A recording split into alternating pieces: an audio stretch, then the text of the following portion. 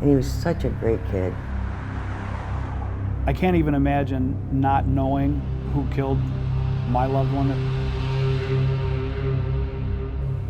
Never had an enemy in the world. Everyone loved him. On the morning of May 10, 1980, 15-year-old Mark DeStefano is found dead on Brown Road in Jerusalem Township. He was shot twice in the back, 3 times in the head. That the victim here had, he went out socially earlier that evening. He may have stopped, and we know that he did stop at a couple different locations, and he ends up at a party, and he ends up walking home. Larry Minner tells 11 Investigates that Mark was at his home on Howard Road with another boy. The 3 teens drink vodka, but Mark decides to leave at 4:30. He wants to go home to his German Shepherd puppy. From the home, it is a half-mile walk to Route 2. Mark would then turn right and walk 1.6 miles on Route 2 before turning left onto Lion Road to get to his house. But he is found on Brown Road 7/10 of a mile past his home. John Hansen tells 11 Investigates he's driving to work down Brown Road when he finds Mark at 6:25 in the morning. All I remember was hearing my mom scream. Detectives kept saying, "Where was your brother? Where was your brother? Such and such time." And I'm like, "What are you talking about? Where's Mark? Would he get in trouble again or something, Because he was always goofing off. And they looked at me and they said, "No, your brother's dead." No witnesses, no motive. The day before, family friend Calvin Jones sees the 15-year-old for the final time. He'd come in town and, like I said, we asked him, if anybody was bothering him out there. He said no, because we always looked out for him.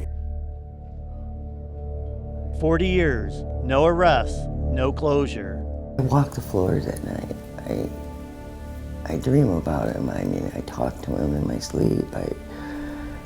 I went to the grave and asked him, "You gotta help me here, Mark." In February, Angela believes that Mark may have finally answered her pleas. This case has, haunted me for 40 years. After watching the 11 Investigates report on the Cook brothers' serial killings, she wonders, what if? I always wondered about those Cook brothers. 4 days after Mark's killing, Anthony and Nathaniel Cook begin their killing spree. There will be at least 9 victims. The spree begins with the abduction of Sandra Pogorski and Tommy Gordon. Gordon temporarily escapes. He broke in me. But Anthony Cook explains to detectives how his brother, Nathaniel, chases him down. I told Nathaniel, go get him, make sure he didn't get away. Is Nathaniel armed or are you armed? Who has the rifle? Nathaniel. All right. Does Nathaniel chase after? Yeah. What happens? I hear 2 gunshots. Tommy Gordon is killed by at least 4 shots from a rifle. A detective in 1980 says Mark DeStefano is killed by 5 shots from a rifle. I mentioned the DeStefano case to retired Toledo police detective Frank Stiles, who hunted the Cooks for years and worked with me in telling the story of the serial killings. The method of killing and other details spark his interest. On March 30th, 1981, Anthony Cook kills Denise Sayakowski and Scott Moulton after abducting them from the Fountain Circle Apartments in Oregon. The Cook brothers' sisters lived in that complex. The apartment is a straight drive down Navarre Avenue to where DeStefano is likely abducted. Lucky shows me a report from Stiles in which the former detective wonders about a possible connection. At this point, there is no way I can rule anybody out. I can't list a suspect either. Bullets are collected from the bodies of Gordon and DeStefano. He does not say why, but Lucky confirms that a new round of ballistics is being done. He's also awaiting DNA results from a state lab. I can't imagine for any of those families what they go through every day. And you can tell when you talk to the families, it's every day. It happened 40 years ago, but to them it's still very real. It's still very, very fresh. There are 4 DeStefano children. Mark dies in 1980. Breast cancer claimed Jacqueline in 2001. Brother Mike suffers a massive heart attack and dies in 2008. Angie's husband, Luke, he passes away in 2004. On her deathbed in 2013, Angie's mother asked her to find answers, to demand answers. My family's all gone now. I have nothing left I can give them. This is all I can give them. After our interview, Angela and Calvin drive with me to the scene of the murder. It is the first time Angela's returned since 1980, but the pain, the memories are too much. It's just too hard. A mile down the road, an image of a smiling young man adorns a headstone in the Oakwood Cemetery. Mark A. DiStefano, November 9, 1964 to May 10, 1980. A young life lost, a mystery unsolved. Why would someone do this to him? He was just a boy.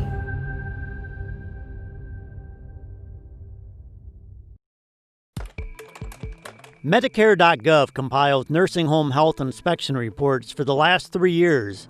Facilities are rated with stars, 1 for the worst, 5 for the best. Continuing Healthcare has had 44 infections and 31 state citations, something it blames on previous owners. Ohio has required nursing homes to report COVID-19 cases and deaths since April 15. If you're thinking about taking a loved one, or if you're thinking about going to a nursing home, you have every right to know what the situation is there. I looked at the health inspection ratings of the Lucas County facilities that initially reported outbreaks. 7 of the 20 facilities had a 1-star inspection rating, putting them in the bottom 20% of Ohio nursing homes. The average score for the 20? 1.9 stars. They have racked up 258 citations. An employee of Park Terrace reached out to 11 Investigates with concern. She asked us to conceal her identity, but she showed us her positive COVID-19 test result. I'm just terrified for my own life. I just don't feel safe. The employee says she has seen numerous cases of unprofessional behavior, and she has no doubt that that has played into the 40 infections at the facility. Don't send your family members there. If you want them to survive, just don't send your family members there. Seriously. Because I wouldn't send mine there. What you have done is saved a number of lives. But we are still in this. On April 2nd, Ohio Governor Mike DeWine issued new orders for grocery stores. Display the max occupancy of the store, enforce that number, wipe down carts and baskets, and maintain 6 feet of distance in lines inside and outside stores. The order went into effect on April 6th. But I wanted to know if the stores were following those orders. But I also wanted to know if customers were doing everything that they could do. So our 11 Investigate team, we went to 8 different stores. And we compared those stores in 6 different categories, comparing apples to apples, so to speak. We visited 2 Kroger stores, 2 Meijer stores, and a Walmart, Target, Aldi, and Dollar Tree stores. We evaluated the stores in the following categories. Was an occupancy sign posted? Were carts and baskets being wiped down? What percentage of customers were wearing masks? What were the maximum number of people in an aisle? Were people keeping 6 feet apart? Were there store announcements about social distancing? We'll give complete details about our survey on our website and on our News 11 app, but for the most part, stores were doing what the state ordered. But that was not originally the case at the Walmart on Central Avenue in Toledo. At that location, 2 entrances were open, but no one was counting customers at the second entrance. Carts were not being wiped down. There were no in-store announcements being made, and the checkout lines were uncomfortably crowded. This store is in the 43615 zip code, the area with the most infections in Toledo. Now, I emailed the corporate communications team. He asked for the address of that store and responded with the expectations that Walmart has for all its stores. A couple days later, I returned to that store, and all those expectations were now being met.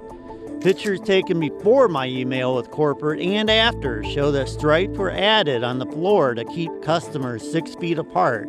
There were also announcements being made and carts were clearly being wiped down. During our investigation of this case, we discovered that on the day of his disappearance, Kevin was using a burner phone. But there was a second phone, a phone provided by Lee's mother for Kevin to use while he is with his son. He needed to have a phone that was always going to work in case something happened. He needs to be able to call.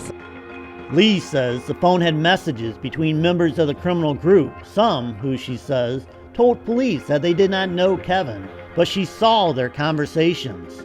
But when it all came out, that's when I'm like, I know that conversation was in the phone because I seen it. That shows that they know each other. The iPhone is password protected and locked, but it is possible for investigative agencies to subpoena phone companies to get actual text messages. After 11 Investigates mentioned the possibility of the phone having key evidence, the Sheriff's Department confirmed that they are now seeking a subpoena. It could be key evidence that they need to not only connect the dots, but to secure a conviction to bring closure to a family, and future answers to a son who will never know his father. The 2019 incident results in a 28-day suspension. During an internal affairs interview, an officer asked Breeze if he has an anger problem. Breeze responds, "I'm already seeking anger management outside of work." He is one of 3 officers disciplined for their May actions. At one point during the day, Breeze walks up to a sitting protester and maces him. On his body cam, it's hardly noticeable except for the man recoiling. Then, less than an hour later, Breeze responds to an unruly crowd in front of a Toledo apartment complex. A social media video shows the protester tackling a female officer, and the situation explodes as multiple officers jump on the protester. Breeze is not wearing his body cam, but he can be seen on the cam of Officer Melvin Russell. As Russell rushes to help, Breeze pummels the suspect. His May actions result in a 120-day suspension and a last chance warning. 12 seconds after Breeze is seen hitting the suspect, Russell violently swings his helmet at the man. His cam does not clearly capture that exchange, but it is seen in multiple videos sent to 11 Investigates.